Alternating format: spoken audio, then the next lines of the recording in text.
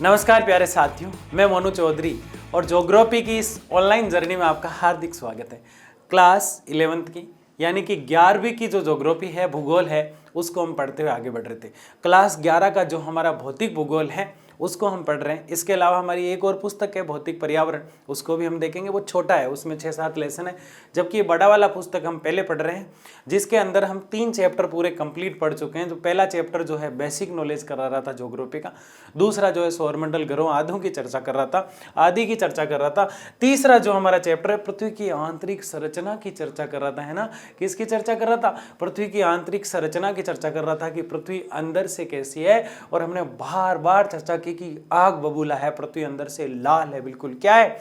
लाल है। पृथ्वी की आंतरिक संरचना पढ़ रहे हैं। ये तीसरा चैप्टर है। कौन सा चैप्टर है? तीसरा चैप्टर। उसका लेक्चर जो आज है वो 4 है। हम भूकंप की चर्चा कर रहे थे। किसकी चर्चा कर रहे थे? भूकंप की चर्चा करते हुए आगे बढ़ रहे थे कि भूकंप क्या है, भूकंप कैसे आता है, ये चीज़ें हम पढ़ रहे थे। और आज हम ये देखेंगे भूकंप से नुकसान क्या है, भूकंप किस प्रकार से क्या करता है। यानी कि आज हम क्या पढ़ने वाले हैं, आज हम क्या जानने वाले हैं। बड़े ही मस्त, शानदार और धुआंधार तरीके से भूकंप की पढ़ाई यहाँ पे चल रही है। सबसे पहले हम देखेंगे छाया क्षेत्र का उद्भव। भूकंप जो होता है उसमें छाया क्षेत्र क्या है और उसका उद्भव कैसे होता है।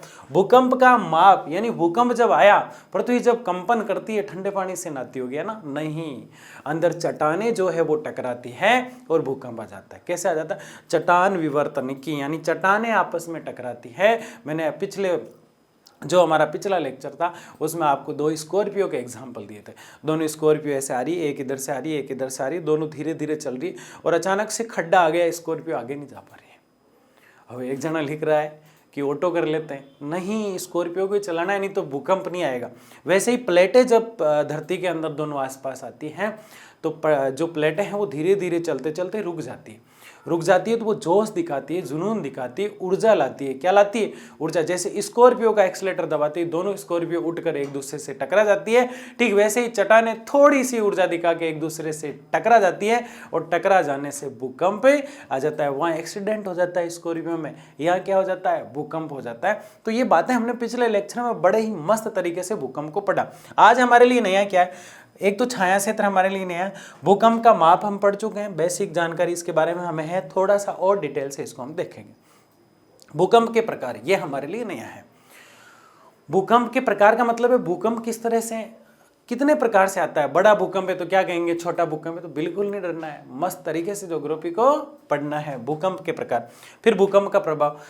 सकारात्मक तो हो ही नहीं सकता, नकारात्मक होगा। भूकंप आने से ये तो है नहीं कि हरियाली आ जाएगी, बड़ी बड़ी इमारतें रातों रात खड़ी हो जाएगी। भूकंप नुकसान ही करता है, तो उन नुकसान की चर्चा हम करेंगे। और ये 100 में से 100%, 100% पूछा जाता है एग्जाम में। भूकंप के नुकसान बताइए, भूकंप के प्रभाव बताइए। पॉजिटिव तो होते ही नहीं, नेगेटिव ही होते हैं। सकारात्मक तो होते ही नहीं है, नकारात्मक होते हैं। भूकंप बड़ा ही दुखदायी है। क्या है? नहीं आना चाहिए भूकंप, है ना। तो ये सवाल 100 में से 100% कहाँ पूछा जाएगा? एग्जाम में पूछा जाएगा। चाहे वो हाफ ईयरली हो, चाहे वो बोर्ड का एग्जाम हो, भूकंप आपसे पूछा जाएगा। इसलिए भूकंप पर ये दूसरा लेक्चर है। वैसे इस चैप्टर का तो ये चौथा लेक्चर है, लेकिन भूकंप पर ये दूसरा लेक्चर है। तो चलिए शुरू करते हैं। सबसे पहले आपको कई चीजें तो आपको पहले से पता है, जैसे छाया क्षेत्र हमारे लिए नया होगा। भूकंप माप, आपको पता है कि भूकंप जो है ना वो सीस्मोग्राफ से नापा जाता है। सीस्मोग्राफ। और इसकी जो ऊर्जा होती है ना वो रिएक्टर से नापी जाती है। रिएक्टर। सबसे पहले जो भूकंप है ना वो चीन में आया। कहाँ आया भाई? चीन में, ठीक है। तो ये कुछ बेसिक चीजें हैं जो आपको हमेशा याद रखनी है। चीन में आया सबसे पहले, सीडोंग क्षेत्र चीन का है, वहां पे सबसे पहले भूकंप आया। तो भूकंप बड़ी खतरनाक चीज है। कैसे आता है भूकंप? ये प्लेटें हैं इस प्रकार से अंदर, ये, ठीक है ना। अब ये प्लेटें ना एक दूसरे से मतलब ऊर्जा से चलती है। किससे चलती है? ऊर्जा से। कभी कभी ये रुक जाती है। क्या हो जाता है? रुक जाती है। जब प्लेटें रुक जाती है तो वो पुनः थोड़ी थोड़ी ऊर्जा एकत्रित करती हैं और एकदम से झटका मारती है। इसने झटका मारा, फिर इसने झटका मारा, और झटके का रिजल्ट क्या होता है? देखिए, इधर से झटका मारा और इधर से झटका मारा, और जैसे ही झटके चलने लगे तो पृथ्वी हिलने लगी, क्योंकि ये टकराव हुआ। इनमें क्या हुआ? इनमें टकराव की स्थितियां हो गई। कैसी स्थितियां हो गई? इनमें टकराव की स्थितियां हो गई। टकराव की स्थितियां होने के कारण जो क्या आ जाता है? भूकंप आ जाता है। तो भूकंप इस प्रकार से आता है। ये तो बेसिक चीज आपको हमेशा याद रखना है। सीस्मोग्राफ याद रखना है, रिएक्टर याद रखना है। सबसे पहले चीन में आया और ईसवी पूर्व आया, यानी कि ईसवी पूर्व पहले मतलब 1800 साढ़े 1800 के आसपास आया, जब ईसा मसीह पैदा नहीं हुए थे। तो फिर बताया किसने, ठीक है ना। ये कुछ किंवदंतियां भी होती है, लेकिन अपन को याद करना है। भूकंप सीस्मोग्राफ से नापा जाता है, रिएक्टर स्केल से भी नापा जाता है। भूकंप सबसे पहले चीन में आया और ये प्लेटें जब होती है वो आपस में टकराती है ऊर्जा के कारण, उससे भूकंप आता है। ये भूकंप मापने के यंत्र की बात हम कर रहे हैं। और सबसे पहले रॉबर्ट हुक वो व्यक्ति थे जिन्होंने भूकंप के बारे में ज्यादा जानकारी दी, रॉबर्ट हुक। ये चीजें हैं। आगे क्या देखने वाले हम इसके अंदर, आगे हम देखेंगे भूकंप के प्रकार और जो प्रभाव है उसकी बात हम करेंगे। तो ये हमारा आज का लेक्चर है। ये बेसिक चीज मैंने बताई। आगे बढ़ते हैं। छाया क्षेत्र का उद्भव ये क्या है। भूकंप लेखी यंत्र, भूकंप लेखी यंत्र किसके लिए प्रयोग हुआ है, सीस्मोग्राफ के लिए। किसके लिए, सीस्मोग्राफ। याद कर लेना इसको पक्का, 100% पूछा जाता है। भूकंप किससे नापा जाता है, सीस्मोग्राफ और रिएक्टर स्केल से, रिएक्टर स्केल, ठीक है। भूकंप लेखी यंत्र पर दूरस्थ स्थानों में आने वाली भूकंपीय तरंगें अभिलेखित होती है। यानी इस भूकंप में चाहे कितनी भी दूर से कैसी भी तरंग का मतलब ऊर्जा की एक जो बौछार होती है, तरंग होती है, ऊर्जा की लाइन होती है, जो जितनी भी लाइनें होती है उन्हें हमने दो प्रकार से बांटा। एक तो पी लाइन होती है, एक एस लाइन होती है। यानी ये दो तरंगें हैं भूकंप की। कितनी तरंगें हैं, दो। एक तो पी तरंग और एक एस तरंग। भूकंप भूगर्भिक और धरातलीय दो प्रकार का होता है। जो भूगर्भिक है उसकी तरंगें ये किसकी है, भूगर्भीय भूकंप। तो भूगर्भीय जो भूकंप है ना उसकी दो तरंगें हैं, पी और एस। कौन सी है, पी और एस। उनका जिक्र यहाँ आएगा आगे। तो ये पी और एस जो तरंगें होती है भूकंप की, ये क्या करती हैं, ये सारी चट्टानों से होकर नहीं गुजरती। जैसे ये चट्टान है, एक भूकंप की तरंग यहां से आई इस प्रकार से, और गड़बड़ यहां से आई इस प्रकार से और ऐसे निकल गई। देखो इसको टच ही नहीं किया ना, इधर से निकल गई, लेकिन इसके बीच में से गई है। किसके बीच में से गई है, इसके बीच में से, इधर से देखिए इसके बीच में से निकल गई। तो कुछ तरंगें तो ऐसी होती है जो सारे चट्टानों में से जाती है, सारी चट्टानों में से, सारी चट्टानों में से जाती है। लेकिन कुछ ऐसी होती हैं जो सारी में से नहीं जाती। जैसे ये है तो ये सारी में से चली गई, सब में से चली गई। तो पी और एस तरंगें होती है भूकंप की। कुछ नहीं है, सूर्य की जो किरणें आती है उनको नाम दे दो, ये वाली ये वाली है। तो किसी जगह तो पूरी चली जाती है तो उसको कह दो पूरी जाती है, और किसी स्थान पर किसी शहर पर पूरी नहीं पड़ती है। जैसे राजस्थान के गंगानगर पर तिरछी पड़ती है, राजस्थान के गंगानगर पर तिरछी पड़ती है तो कह दिया तिरछी किरणें पड़ती है सूर्य। वैसे पृथ्वी के अंदर जो किरणें जाती है वो चट्टानों से गुजरेगी। वहाँ शहर तो है नहीं अंदर। ऐसे तो है नहीं कि हमने वहाँ जयपुर, दिल्ली, गोवा ऐसा बना रखा, कुल्लू मनाली है ना, हनीमून पे चल के आ जाए, ऐसा नहीं है वहाँ पे। तो क्या कह रहा है ये, भूकंप लेखी यंत्र पर दूरस्थ स्थानों में आने वाली भूकंपीय तरंगें अभिलेखित है। यानी भूकंप लेखी यंत्र से, सीस्मोग्राफ से, रिएक्टर से भूकंप को नापा जाता है और उसमें सारी चीजें लिखी होती है कि कौन सी तरंग किधर से किस प्रकार से अपने आप को डेवलप करके आई है। कुछ ऐसे क्षेत्र भी है जहां कोई भी भूकंपीय तरंगें, ये बोले शंकर का डमरू क्यों, इसका क्या मतलब है, नहीं जाती है।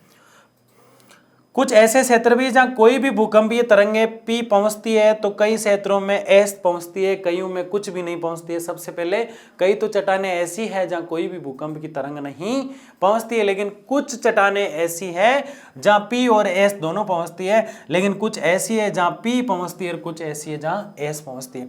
यानी कुछ तरंगें तो दोनों में से गुजर जाती है, कुछ एक में से गुजर जाती है, और कुछ जो होती है यूं सीधी निकल जाती है और किसी से भी नहीं टकराती है। इसको दुनिया से कोई लेना देना नहीं है ना। कुछ तो ऐसी होती है हर घर जा जा कर कहती है मैं जो है आ गई हूं, है ना। तो वो वाली तो कौन सी है, सारी जो तरंगें होती है वो ऐसी नहीं है।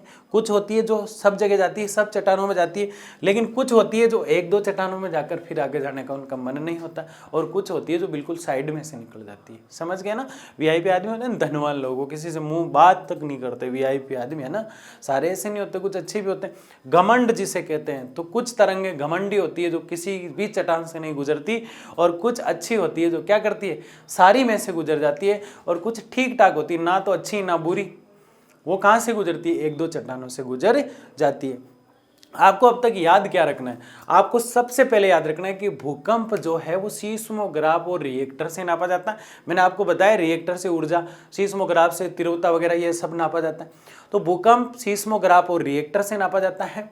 आज हम देखेंगे कि भूकंप का माप क्या होता है, ठीक है ना। उसके अलावा भूकंप जो है वो रॉबर्ट हुक ने सबसे पहले भूकंप के बारे में बताया। सबसे पहले भूकंप चीन में आया था, ईस्वी पूर्व 1850 के आसपास की बात है, उस समय चीन में भूकंप आया। तो ये भूकंप, ये चर्चा आता कैसे है? प्लेटें आपस में टकराती है, बस इतना याद रखना। ये 5 लाइन आपने अच्छे से लिख दी, फिर भूकंप के बारे में आप खुद ही लिख दोगे। भूकंप से नुकसान होते हैं, भूकंप से ये होता है, 4 प्रकार अभी हम देखेंगे। तो ये दोनों चीजें आपको समझ में आ गई। कुछ तरंगे तो सब चट्टानों से, कुछ तरंगे 1-2 चट्टानों से, और कुछ तरंगे सारी चट्टानों से, है ना। तो कुछ में पी जाती है तो कुछ में एस जाती है, कुछ में पी और एस दोनों ही नहीं जाती है। और भूकंप लेखी जो यंत्र होता है उससे भूकंप को नापा जाता है। ठीक है, आगे बढ़ते हैं। ये बहुत इंपॉर्टेंट चार्ट है, बहुत शानदार, बहुत ही मस्त तरीके से इसको आपको पढ़ना है, ठीक है ना। भूकंप के प्रकार हैं और ये क्वेश्चन पूछा ही जाता है, इसलिए इसको मस्त तरीके से पढ़ेंगे ना। ठीक है, तो आगे बढ़ते हैं। भूकंप 4 प्रकार का है। कितने प्रकार का है? 4 प्रकार का। आपको ये पक्का याद रखना है ना। पहला विवर्तनिकी भूकंप, दूसरा ज्वालामुखी भूकंप, आपको सबसे पहले ये पता होना चाहिए ज्वालामुखी क्या है। तीसरा नियात भूकंप, और चौथा बांध जनित भूकंप। इसमें आप ज्वालामुखी और बांध तो आपके समझ में आ रहा है, विवर्तनिकी और भूकंप समझ में, नियात समझ में नहीं आ रहा, तो इसको हम समझेंगे, चिंता क्यों करते हैं। ज्वालामुखी आप जानते हैं, ज्वालामुखी क्या होती है? ये पृथ्वी है, इस प्रकार से ना। आप ऐसे कैसे बनाया गुरुजी? पृथ्वी तो ग्लोब में गोल होती है, तो मैं बता चुका हूँ, है ना। तो कुछ ऐसी ही दिखती है पृथ्वी, है ना। देखेंगे ये तो एप्पल का मोबाइल है, मुर्गी का अंडा है, पहले अंडा या मुर्गी, है ना, ऐसा नहीं है। मैंने कहा पृथ्वी इस प्रकार से टैटर है और इसको पढ़ने के लिए यूँ गोलाकार स्थिति दे दी जाती है ना। पृथ्वी उबड़ खाबड़ है, आपको गोल कहाँ से दिखती है? नहीं दिखती है ना। तो ऐसे कभी नहीं कहना है पृथ्वी सेव की तरह, टमाटर की तरह, आलू की तरह, है ना। पृथ्वी जो है चपटी है, ऐसा में है नहीं। इरेटोस्थनीज और हिकेटियस जैसे लोगों ने कहा है, और इस प्रकार से इसको दिखाया जाता है। अंदर हीट है, अंदर गर्मी है, पृथ्वी में क्या है? गर्मी। और यहाँ से एक छेद कर लेती है, यहाँ से छेद करके ज्वाला यानी आग निकलता है, और आग निकलने का जो ये मुख है, इसलिए इसको मुखी कहते हैं। तो क्या बन जाता है? ज्वालामुखी, ठीक है। और अंदर से मैग्मा निकलता है, ठंडा होकर वो लावा हो जाता है, मेला, ठीक है ना। तो इस प्रकार याद करना है। कैसे याद करना है इनको? इसकी एक ट्रिक बना लो अच्छे से, ताकि खट करते ही याद हो जाए, ना। देखो, इसका बा ले लो, ठीक है, बांध वाला आ गया। इसका नी ले लो, ठीक है, ले लिया। इसका जे ले लो, ले लिया। और इसका वी ले लो, ठीक है ना। तो ये थोड़ा जी यहाँ डालना पड़ेगा अपन को। इस प्रकार से इसकी ट्रिक बना लो। चारों को याद करना है। विवर्तनिक, ज्वालामुखी, नियात और बांध, 4 भूकंप होते हैं। अब हम इनको डिटेल से पढ़ेंगे। वास्तव में विवर्तनिक भूगोल में विवर्तनिकी भूकंप क्या है भूगोल में, ज्वालामुखी भूकंप क्या है भूगोल में, और नियात भूकंप क्या, और बांध जनित भूकंप क्या है, तुरंत याद हो जाना चाहिए। ये वेरी सिंपल चीज़ है ना, यही हार्ड है अब तक, है ना, लेकिन इसको हम सिंपल तरीके से याद करेंगे, इसलिए मैं कह रहा हूँ वेरी सिंपल है। 4 बार पढ़ना है इसको और सबको सुनाना है। कोई नहीं सुने उसको भी सुनाना है। भूकंप में कितने अक्षर है? कोई कहे 3.5, नहीं 4 है। कितने हैं? 4। तो भूकंप के प्रकार भी कितने हैं? 4 है। विवर्तनिक भूकंप, क्या बोला मैंने? विवर्तनिक भूकंप। एक तो ज्वालामुखी और बांध ऑटोमेटिक याद हो रहे, या तो 2 ही करना है, विवर्तनिकी और नियात, कर लोगे। आगे बढ़ते हैं। अब एक एक को हम पढ़ रहे हैं। सबसे पहले कौन सा आ रहा है? विवर्तनिक। कौन सा आ रहा है? विवर्तनिक। टेक्टोनिक, विवर्तनिक। देखिए कैसे। सामान्यतः विवर्तनिक भूकंप ही अधिक आते हैं। ये भूकंप भ्रंश तल के किनारे चट्टानों के सरक जाने के कारण उत्पन्न होते हैं। कोई भी भूकंप हो, चट्टानों के सरकने से आता है। ऐसे है तो है नहीं कि मैंने एक हथौड़ा मारा और भूकंप आ गया और पृथ्वी हिलने लग गई। कोई भी भूकंप होगा वो कैसे आएगा? चट्टानों के सरकने से। लेकिन ये याद रखना, विवर्तनिक भूगोल का विवर्तनिकी भूकंप, विवर्तनिक भूकंप, है ना। बार बार भूगोल इसलिए निकल रहा है क्योंकि भूगोल का पार्ट है। भूकंप, विवर्तनिक भूकंप क्या है? ये सबसे ज्यादा आता है, सबसे पहले याद रखें, ठीक है। सबसे ज्यादा कौन सा आता है? विवर्तनिक भूकंप। ये चट्टानें जो होती है ना, ये चट्टानें, इनके किनारे किनारे चलता है यूं, इस प्रकार, ऐसे ऐसे, बस इतना याद रखना आपको। इस प्रकार, है ना, चट्टानें के सरक जाने से किनारे किनारे। चट्टानें जब सरकती है ना, ये 2 चट्टानें हैं, ये आपस में पुश हुई और जैसे ही धक्का लगा और आपस में टकराई, टकराई तो जो भूकंप यहां से नहीं निकलेगा, ये यहां टकराने से इस तरफ से और इस तरफ से, यहां से किनारों से निकल जाएगा यूं इस प्रकार से। वो कौन सा है? विवर्तनिक भूकंप। जो चट्टानें आपस में टकराती हैं और जो पास से निकलता है इस प्रकार से, किनारों से निकल जाता है। जैसे मैं किसी से टकराता हूं तो इस प्रकार से यहां से नहीं निकलेगा, वो या तो इस हिस्से से निकलेगा या इस हिस्से से। हालांकि मैं चट्टान नहीं हुआ ना, दो चट्टानें आपस में टकराती, दो पत्थरों को आप टकराना, तो विवर्तन की जो भूकंप होगा ना वो कैसे बनेगा? विवर्तन की भूकंप ज्यादा आते हैं। दो चट्टानें आपस में जैसे ही टकराई तो आप अच्छे से समझ जाएंगे एक एग्जांपल से। ट्रेन जब आती है तो जहां ट्रेन चल रही है वो हिस्सा इतना धक-धक नहीं करता जितना पास वाला करता है। हालांकि वो धक-धक करता है, लेकिन वहां से वो तरंगें नहीं बन पाएगी भूकंप की, विवर्तन की। अगर पृथ्वी के अंदर इस प्रकार से चट्टानें धक-धक करती चलती है तो दूसरे हिस्से से, किनारों से, लाइन से, बॉर्डर से जो भूकंप निकलता है उसको विवर्तनिकी भूकंप कहते हैं। आप समझ चुके हैं विवर्तनिकी भूकंप क्या है। जैसे आए तो सबसे पहले लिखना, जैसे ही चट्टानें जो है वो टकराती है, चट्टानों में भ्रंश होता है, चट्टानें आपस में जो है उलझ जाती है, चट्टानें आपस में टकरा जाती है, उस समय चट्टानों के किनारे से जो भूकंप निकलता है वो विवर्तनिक भूकंप होता है। और ये सबसे ज्यादा आते हैं। सबसे ज्यादा भूकंप, छोटे सवाल कैसे पूछे जाएंगे, सबसे ज्यादा भूकंप कौन से आते हैं? विवर्तनिक भूकंप। कौन सा आता है? विवर्तनिक। चट्टानों के किनारे से भ्रंश के कारण या टकराव के कारण चट्टानों के किनारे से कौन सा भूकंप निकलता है? विवर्तनिक भूकंप। भूकंप किससे नापा जाता है? सीस्मोग्राफ से। भूकंप के बारे में किसने बताया? रॉबर्ट हुक ने। भूकंप का जो ऊर्जा होता है किससे नापा जाता है? रिएक्टर स्केल से। तो कुछ बेसिक चीजें जो आपको याद होनी चाहिए। तो विवर्तनिकी भूकंप आपने समझा। और क्या है? एक विशिष्ट वर्ग के विवर्तनिकी भूकंप को ही ज्वालामुखीय भूकंप कहा जाता है। अब आप सोचेंगे यार ये वापिस कैसे?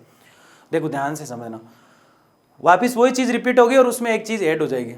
ये दो चट्टानें आपस में टकरा गई, टकरा दिया, कोई दिक्कत नहीं। जैसे ही चट्टानें टकराई है तो जहाँ से टकराई है ना वहाँ से ज़्यादा तो जो आग है ना, जो तरंग है ना, वो दूसरी जगह से निकलती है ना। तो जैसे ही ये चट्टानें टकराई हैं तो टकराने के कारण जो किनारे होते हैं, जो उसका बॉर्डर होता है, वहाँ से तरंगें चलना शुरू कर देती हैं और वो भूकंप की तरंगें विवर्तनिकी भूकंप तरंग या विवर्तनिकी भूकंप कहलाती हैं।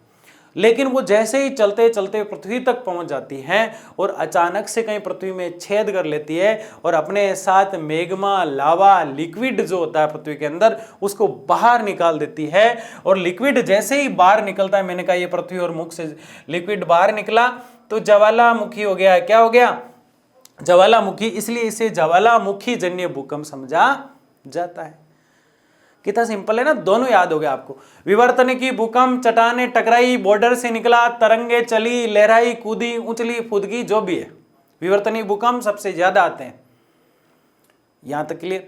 विवर्तनिक भूकंप से ही बनेगा कौन? ज्वालामुखी भूकंप। विवर्तनिक भूकंप जैसे ही अपना काम कंप्लीट कर पाया लेकिन तरंगे नहीं रुकी, तरंगे पृथ्वी में से छेद करके पृथ्वी के बाहर की तरफ बढ़ने लगी, पृथ्वी में हलचल मच गई और जहां से वो निकली है कुछ मैग्मा, लावा, पृथ्वी का अंदर का लिक्विड फॉर्म, पृथ्वी के अंदर का गर्म पदार्थ जो है वो छेद करके बाहर निकल गया और वो ज्वालामुखी कहलाया।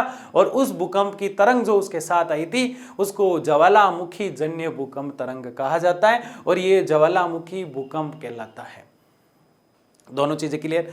विवर्तनिकी टकराई, बॉर्डर से निकली और विवर्तनिक भूकंप सबसे ज्यादा आता है। लेकिन कुछ तरंगे जो है पृथ्वी के बाहर की तरफ जाना चाहती है, साथ में ज्वालामुखी यानी कि ज्वाला मतलब आग को साथ लेकर, पृथ्वी के लिक्विड गर्म पदार्थ को साथ लेकर बाहर आ जाती है, वो ज्वालामुखी भूकंप समझा जाता है। कितना सिंपल है ना ज्योग्राफी, कितना मस्त है। हाँ, शानदार तरीके से पढ़ना है, मस्त तरीके से पढ़ना है और रेगुलर पढ़ना है। इसीलिए मैं मेहनत करके क्लासें बना रहा हूँ, आपको मन लगा के पढ़ना है। आपकी जितनी ज्योग्राफी आसपास में किसी को नहीं आएगी और ज्योग्राफी इतनी शानदार और मस्त लगने लग जाएगी कि बस ज्योग्राफी की किताब हाथ में लेके ही बैठ रहोगे।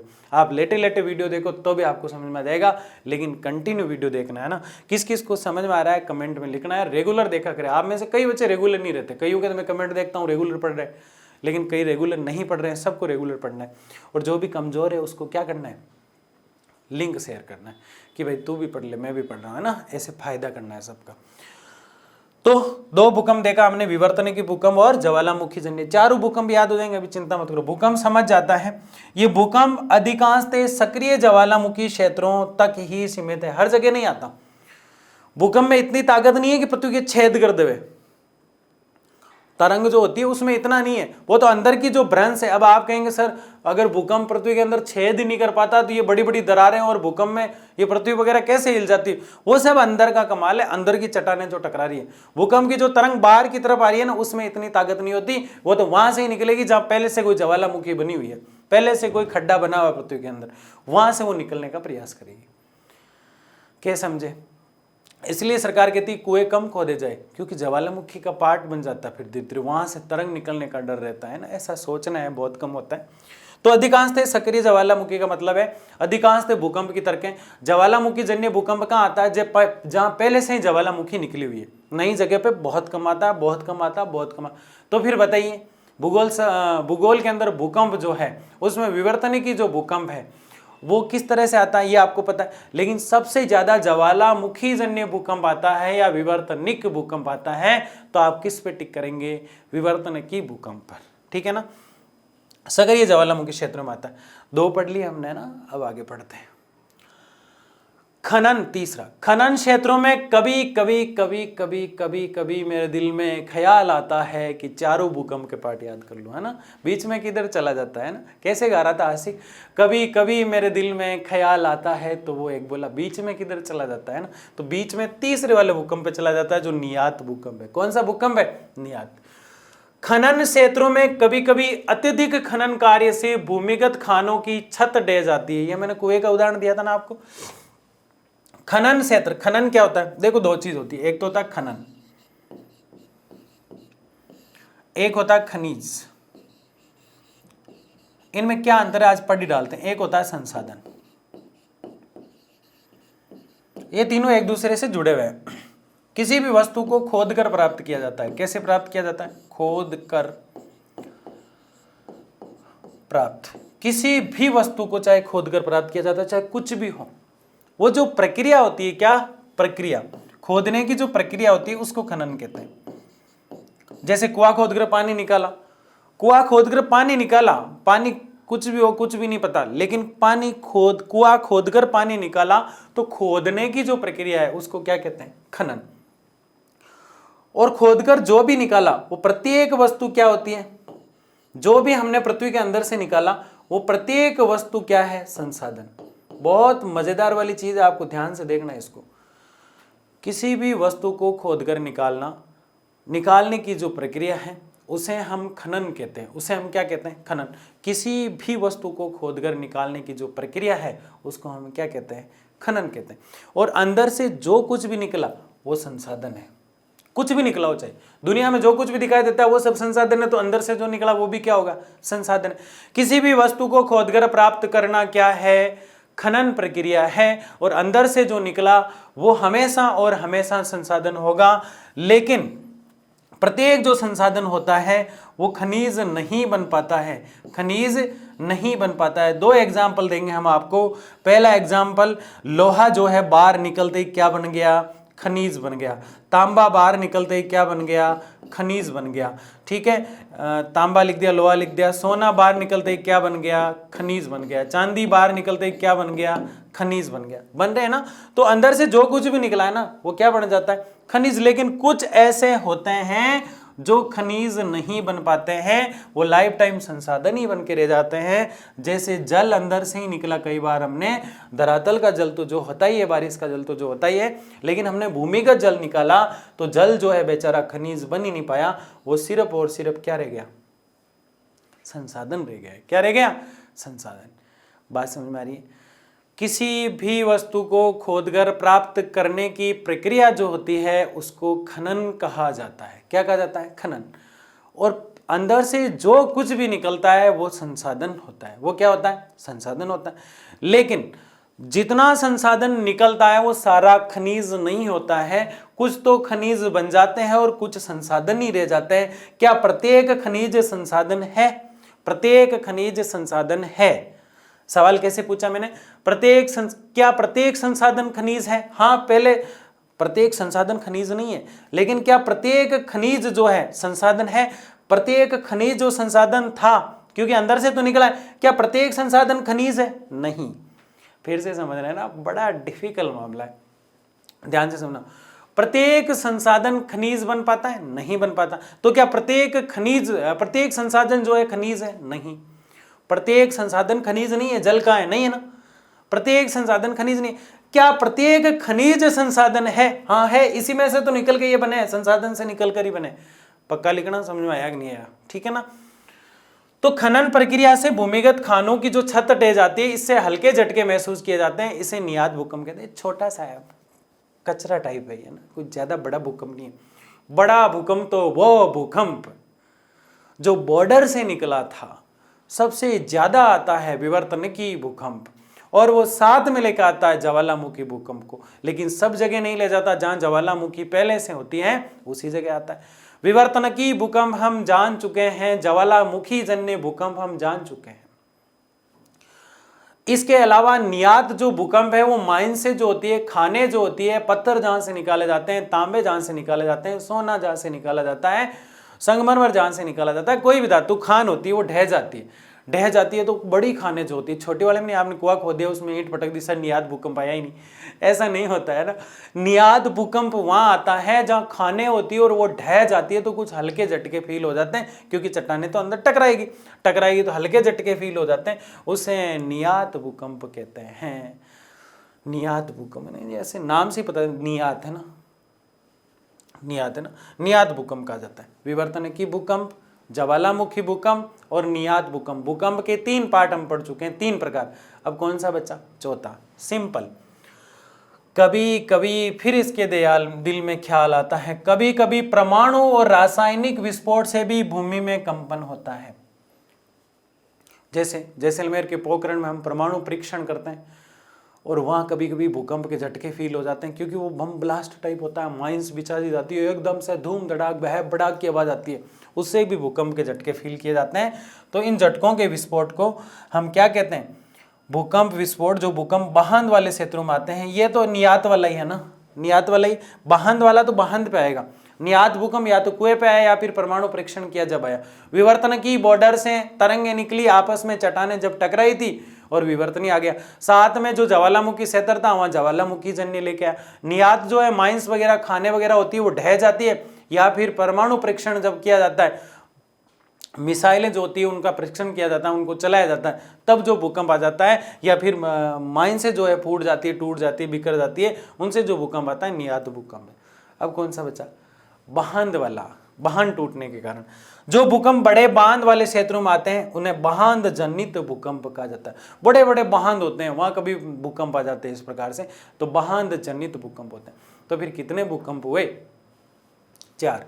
अभी भी किसी को समझ में नहीं आया ना, तो लिख लिख के याद करे। वैसे समझ में आ गया मुझे, कमेंट बॉक्स में लिखना है सर मुझे पूरा समझ में आ गया, ठीक है ना। ऐसे कमेंट आना चाहिए आपका रोज। कितने भूकंप? 4। विवर्तनिकी, ज्वालामुखी जन्य, विवर्तनिकी से ज्वाला ज्यादा, कौन से? विवर्तनिकी। ज्वालामुखी वाले कहाँ? जहाँ ज्वालामुखी फटती है पहले से, वहाँ। नियात भूकंप, माइंस फूट गई, माइंस टूट गई, परमाणु का परीक्षण कर रहे थे उस समय, नियात भूकंप। और लास्ट वाला बांध जनित, बांधों में आता है, बांधे टूटने के कारण। आगे बढ़ते हैं, आगे बड़ी इंपॉर्टेंट चीज आ रही है। भूकंप माप रिएक्टर स्केल से मापा जाता है, और ये शुरुआत की थी मर्केली ने, लेकिन ज्यादा जानकारी किसने दी थी? रॉबर्ट हुक ने। मर्केली, तो इसका नाम ही मर्केली के नाम पर रिएक्टर स्केल। इटली के रहने वाले थे। मर्केली कहाँ के रहने वाले थे? इटली के। जितने भी बड़े काम हुए हैं ये साले बाहर वाले लोग ही आए, क्या अपन ने कुछ किया ही नहीं। हम ये सब चेंज कर देंगे ना। क्या चेंज कर दोगे? एग्जाम में ये लिख के आना है ना, मर्केली वैज्ञानिक कौन थे? भूकंप, ये रिएक्टर स्केल बनाने वाले। भूकंप के बारे में जानकारी रॉबर्ट हुक, लेकिन रिएक्टर स्केल किसने बनाया? मर्केली ने। किसने बनाया? मर्केली ने। कहाँ के थे ये? इटली के। भूकंप की जो तीव्रता होती है, तेज होती है, रफ्तार होती है, उसको 0 से 10 के मध्य मापा जाता है। 0 से, बस इतना याद रखना है, ज्यादा इसमें लोड नहीं लेना है। भूकंप की जो गति होती है ना, उसको 1 से 10 के बीच नापा जाता है। कैसे?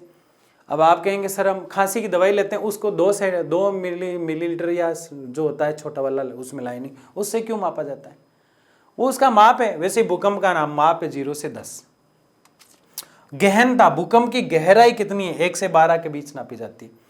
दोनों चीजों में थोड़ा थोड़ा अंतर है, लेकिन आपको याद रखना है तीव्रता, तीव्रता जैसे ही दिख जाए इसको यूं कर दो इस प्रकार से, फिर 0 को पीछे ले जाना, ये 0 और इस 0 को पीछे ले जाते 0 10। देखो तीव्रता लिखा हुआ है ना, ऐसे याद रखना है इसको। आप सोचो क्या मैं तो ऐसे याद रख लूं, क्योंकि वहां कंफ्यूज हो जाएगा। तीव्रता का ता है ना, ठीक है, इसको 0 करो, ये 0 1 दिखाई दे रहा है, यानी 0 1 से लेकर कहां तक, 10 तक, तो उल्टा कर दो, ये तीव्रता खुद ही बताएगी 10 तक है। गहनता, अब इसमें भी आप ऐसे कर दो तो गड़बड़ हो जाएगी। गहनता जहाँ इसमें 1 1 ज्यादा दिखाई दे रहा तो 1 1 करोगे तो 10 वाला आंकड़ा जो अपना आप चेंज हो जाएगा, 1 से 12। गहराई 1 से 12, गति 1 से 10, गहराई 1 से 12, गति 1 से 10, गहराई 1 से 12, गति यानी रफ्तार जो है 10 से ऊपर नहीं जानी चाहिए, 10 से ऊपर जाती ही नहीं है, इसलिए 10 तक ही है। गहराई कितनी भी जा सकती है लेकिन 12 से ज्यादा नहीं जा सकती है। समझे मेरी बात को? आगे बढ़ते हैं, भूकंप के प्रभाव जो है उसको देखते हैं। प्रभाव, भूकंप के प्रभाव बड़े ही खतरनाक शानदार तरीके से, भूकंप से हमेशा नुकसान ही नुकसान होता है, कभी भी फायदा नहीं होता है। भूकंप से हमेशा नुकसान ही नुकसान होता है, कभी भी फायदा नहीं होता है।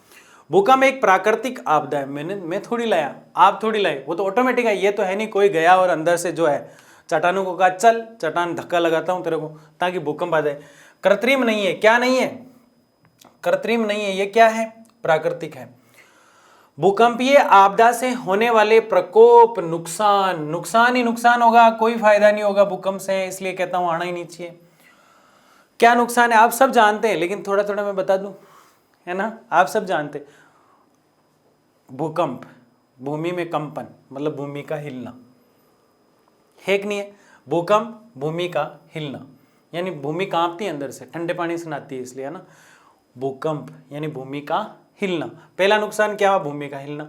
दूसरा, धरातलीय विसंगति, इसका क्या मतलब है, ये पूरी पृथ्वी इस प्रकार से मानना, ये पृथ्वी उबड़ खाबड़ टाबड़ कुचड़ फचड़ हो जाती है बिना मतलब ही, है ना, टूट फूट हो जाती है, पृथ्वी में खड्डे बन जाते हैं, तो विसंगति क्या कहलाई, विसंगति, ठीक है ना। किसकी, धरातल की, धरातल में गड़बड़ हो जाती है पूरी। भूगर्भ में भी होती है, भूगर्भ विसंगति भी बोल सकते हैं इसको।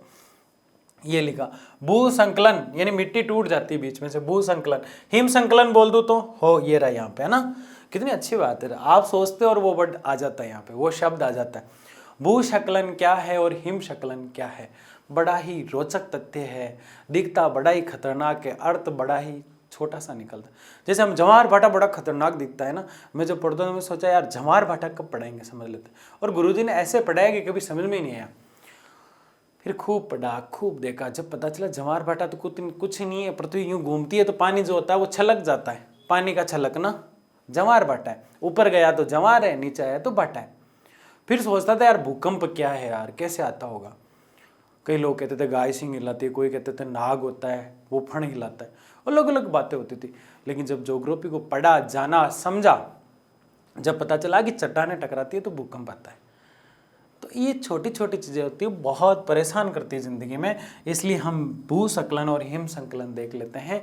भू यानी भूमि में, संकलन यानी टूट पाट जो होती है ना, संकलन मतलब टूटना, संकलन मतलब क्या है, टूटना। तो भूमि का टूटना, मिट्टी का टूटना, मिट्टी का बिखरना भू संकलन है। वैसे ही हिम मतलब बर्फ, हिम का मतलब क्या है, बर्फ, तो पहाड़ों की बर्फ का टूटना बिखरना हिम संकलन है, ये भूकंप से होता है। अब कैसे इसका नुकसान क्या है, मर्दा टूट गई, हमें क्या नुकसान है। अब पहाड़, बर्फ के जो पर्वत हैं हिमालय जैसे, वहां से बर्फ टूट रही है, इससे हमें नुकसान क्या, वहां भी तो लोग रहते हैं, उनको नुकसान होता है।